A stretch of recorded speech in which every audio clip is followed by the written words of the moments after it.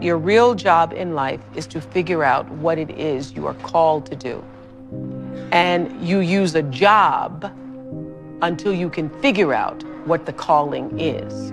Because a job is necessary to survive, and you live in a world where so in my early days, I had a job. I had a job until I could figure out what it was really, what that gave my life its purpose and meaning. And I'd gotten demoted in my job in Baltimore as an anchorwoman because as they hired me, and then they decided I was the wrong color and I was the wrong size and I was the wrong, I had lots of problems, and they were trying to take me off the air. And they put me on a talk show one morning because they didn't know what to do with me. But I felt like this is what I'm supposed to do. All these years I've been misplaced in news. But the moment I did that talk show, I felt like, oh, I can be myself. And that was August 14th, 1978. And that was the beginning of fulfilling the calling. If you can find what is your passion, if you find what you love, you never get tired. Or if you do get tired, you're fueled by the energy of your work. So I know that I'm doing exactly what I'm supposed to be doing at this time. I also know that what this show can do in terms of being a voice in changing the world, it's just the beginning of what this show can do. It's fun to do things like this, but and it's necessary to do things like this in order to be able to do the bigger, grander things, to change what happens to the face of children in Africa, for example, or what happens to education with kids in this country. So I believe that that what has happened to me is really the beginning of the greater passion to come. But if you find out what you're supposed to do, and you know what you're supposed to do by how it feels, and so you know if you're doing the right thing, if it feels like it's right to you. And when you hit the thing that feels right, when you know it's the right thing, you know it's right because it gives you your juice, and you know it's right because you would do it for nothing. You would do it for nothing and find a way to be able just to do it in order to be able to continue. That's how you know you're doing what you're supposed to be doing. There were many days that I sat in my chair across from 1 or 2 or 5 or 6 or 7 people, and I would be so frustrated because I just wanted to shake people sometimes and say, why didn't you pay attention to your life?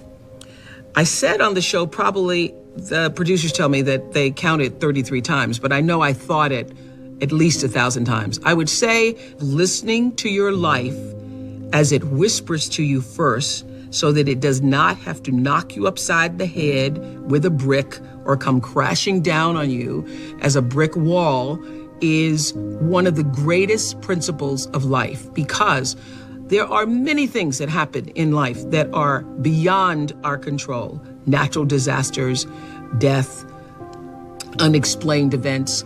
But there are also many, many, many things in life which we can control and become out of control because you're just not paying attention. You are sleepwalking through your life. And I have seen this so many times on the show. I wanted to take the guests and go, would you just pay attention? So this is what I've learned and how I've explained it to myself.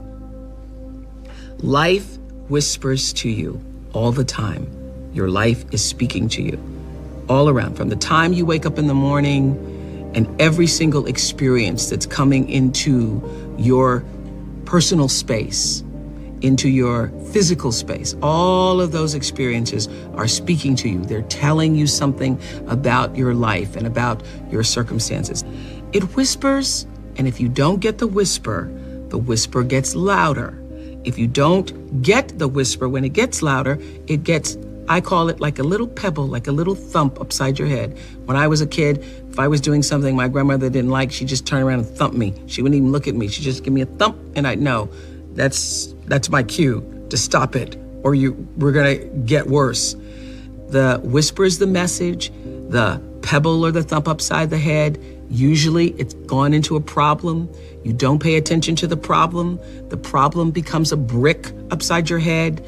The brick upside your head is a crisis. You don't pay attention to the brick upside your head, the crisis turns into a disaster, and the whole house brick wall comes falling down. Many of you, as I have been, as I am, are where you are in your life based upon what you believe. And it's not just what you think you believe on the surface, it's also your shadow beliefs that are holding you back from moving into the life that you believe you deserve. What I know is if you're not looking at the shadows, if you're not looking at what is subconsciously running through the tape in your mind, telling yourself you're not good enough, you're not worthy enough, you're not smart enough, you're not enough, which is a tape that's playing for a lot of people. If you're not conscious of that, then you end up acting out of that belief system and not out of what you know to be the truest or want to be the truest for yourself. But you don't become what you want, because so much of wanting is about living in the space of what you don't have. So if you start to think about that, really, why are you where you are in your life? The choices that you have made have been because of what you believe to be true for yourself.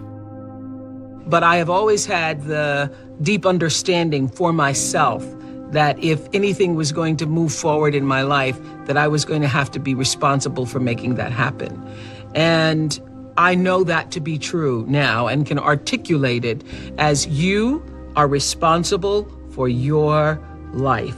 And if you're sitting around waiting on somebody to save you, to fix you, to even help you, you are wasting your time, because only you have the power to take responsibility to move your life forward. And the sooner you get that, the sooner your life gets into gear. This is what I know from doing 25 years and thousands of interviews on the Oprah Show.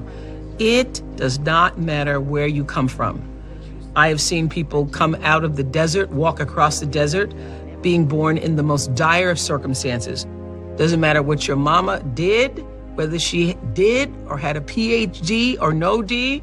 What matters is now, this moment, and your willingness to see this moment for what it is, accept it, forgive the past, take responsibility, and move forward.